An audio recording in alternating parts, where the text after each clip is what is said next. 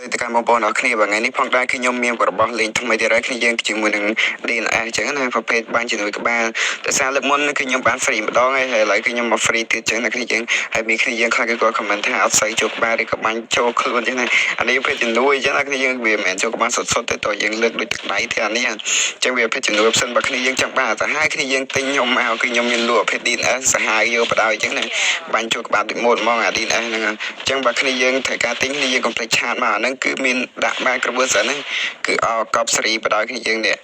តើឥឡូវគ្នាយើងមកខាត់ពេលវីដេអូគ្នាយើងមើលវីដេអូព្រីហ្នឹងតើជាមួយដំបូងគ្នាយើងបន្តពីចុចចូល link Telegram ខ្ញុំហើយគ្នាយើងនឹងឃើញនេះchannel Telegram ខ្ញុំហើយអញ្ចឹងគ្នាយើងចូល channel នេះ free mode ហ្នឹងមកតើមកគ្នាយើងនឹងឃើញ file ហ្នឹងគ្នាយើងរក file ហ្នឹងអូខេហើយខ្ញុំធ្លាក់ក្នុង comment នៅ YouTube នេះនៅ YouTube ខ្ញុំគឺខ្ញុំធ្លាក់ហើយតើគ្នាយើងចុចចូលចុចលើ file ហ្នឹងមួយមកចុច file គឺលើគេតើមកគ្នាយើងចុច save វិញមកនេះគ្នាចុចថយមកចុចកន្លែងនេះពាក្យ on my phone មកហើយយើង save វិញមួយមកគេតើមកចុចដាក់មកហើយតើមកយើង save ក្រោមហើយយើងចុចពាក្យ share នេះមកហើយចុចនេះមកនេះថយមក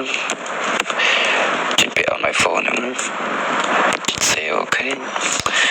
តើមកគ្នាយើងចុចចូលនេះ file មក iPhone មានស្រាប់ហើយកម្មវិធីយើងចុចចូលមិញយើង save នៅណាគ្នាយើងមិនសិនបើគ្នាយើងអត់ទាន់ឃើញចឹងទេនេះ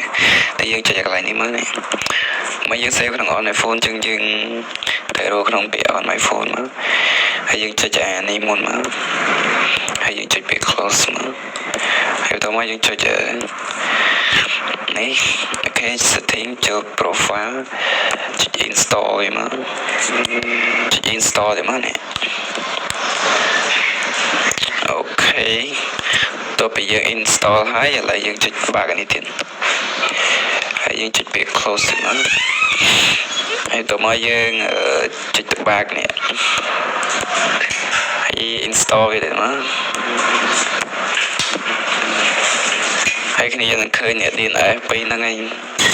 ប៉ុណ្ណឹងគឺប្រើបានហើយអត់មានអីបបាក់ទេនេះបើកកន្លែងនេះមកបើកតាពីរហ្នឹងមកចូលក្បាលកប់